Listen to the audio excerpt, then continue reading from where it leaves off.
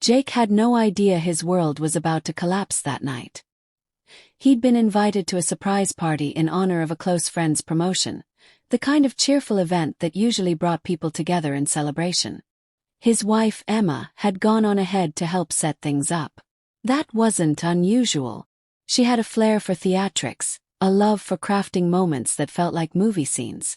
She relished the thrill of planning surprises and being at the center of the excitement. When she suggested Jake arrive later to make a memorable entrance, he didn't question it. He trusted her implicitly. She was his wife, his partner. There was no reason not to. But from the moment Jake stepped through the front door, something was off. The party was in full swing.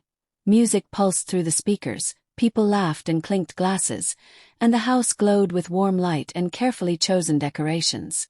It should have felt familiar, comforting. But instead, Jake was seized by a creeping unease that coiled tightly in his chest. He moved through the crowd, scanning for Emma, assuming she was still finalizing details. But she wasn't behind the bar like usual, pouring drinks and sharing laughs.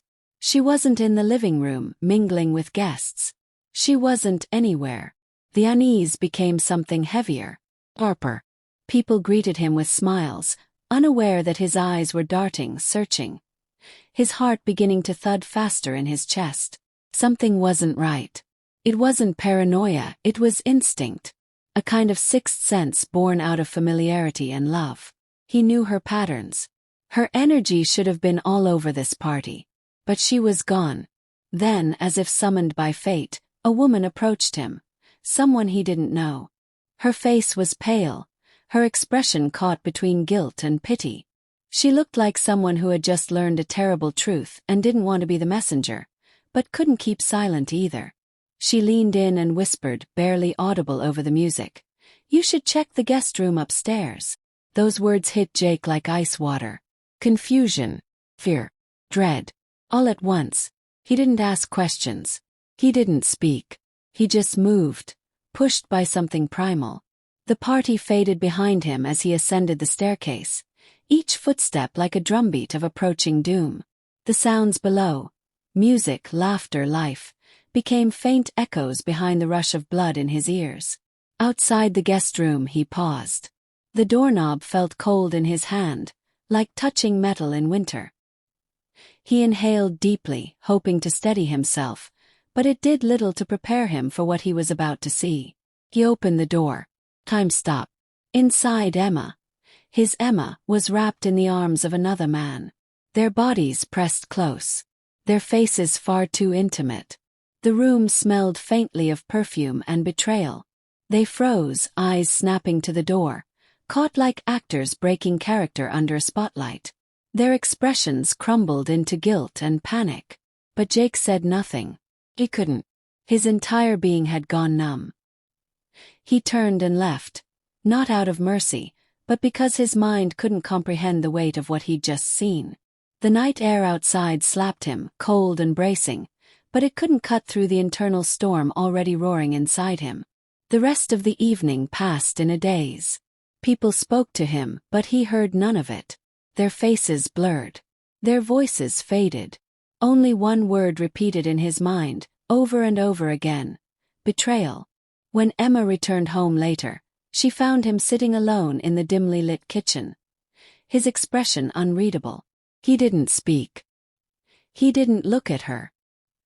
He didn't want to hear whatever story she was ready to spin. By morning she begged to talk. They sat at the same kitchen table where they'd once shared late-night snacks and morning coffees. Now it felt like a battleground. She was trembling, her eyes red from crying.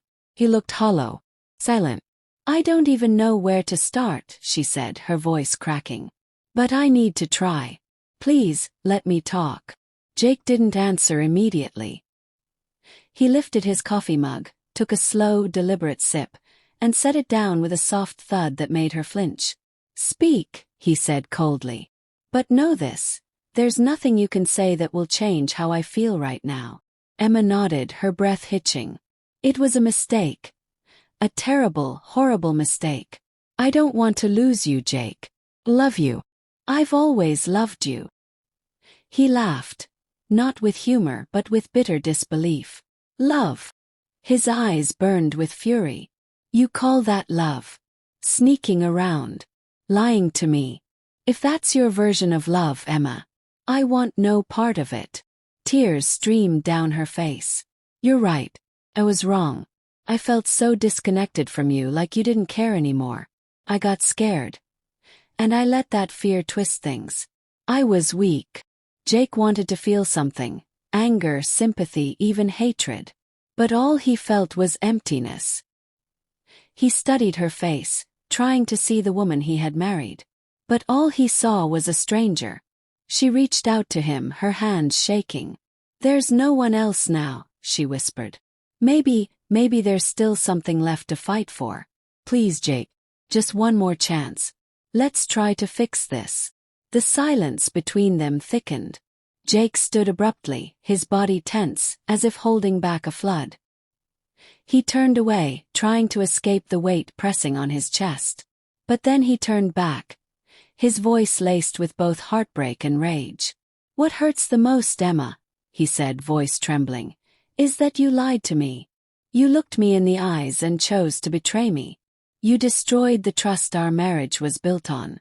And without trust, there's nothing. You can't build a life without it. Emma was silent, tears falling freely now. Her heart cracked with every word. Her shame was written in every sob, but it didn't matter. The damage was done. Jake wanted to reach for her. Some part of him still ached with love, the memory of who they were. But love, he realized, wasn't always enough. I don't even know what I feel anymore, he whispered. Anger. Disgust. I don't know. But what I do know is that I don't trust you. And without that, nothing else matters. Emma didn't argue. She simply nodded, broken, defeated. I understand, she said, barely a whisper. I know I've lost you. Jake turned to leave. The door, he paused. His voice was low, steady. Give me time. But don't expect a miracle. The door closed behind him with a final, heavy click. In the days that followed, Jake moved like a ghost through his own life. Every object in the house reminded him of a lie.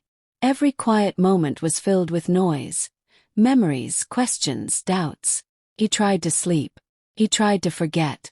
But the image of that night haunted him. Weeks passed. He avoided calls, skipped gatherings. But one morning, standing in front of the mirror, he saw a version of himself he didn't recognize. Hollow-eyed, slumped, broken. A man surviving, not living. I can't do this anymore, he whispered to his reflection. I can't let this marriage destroy me. That day, Jake made his decision. He met Emma one last time, at the kitchen table where their story had ended. His voice was calm, his words deliberate. Emma, he began, I've thought a lot about this. About us. About everything. And I've come to one conclusion. I can't stay in this marriage. Not without trust. And that trust is gone. She didn't beg this time. Her tears came softer, not pleading, just grieving. I understand, she said quietly. I know I can't fix this. I wish things were different, Jake said gently. But they're not. I hope you find peace. There was no shouting. No grand finale. Just quiet finality. The divorce was swift and clean. Emma moved out. Jake stayed behind, in a house that no longer felt like home. He tried to laugh again. To rebuild. Friends returned. He began to step into the world again, little by little. But the nights were hardest. Sometimes in the silence, he still saw her face. Still heard that whisper. Check the guest room. The wound would never fully heal. But Jake knew he had made the right choice. One day, walking alone beneath an endless sky, he whispered aloud to the wind, to himself. Life goes on. And so will I. It wasn't the ending he'd dreamed of. But it was the beginning of something new. Something real. Something honest.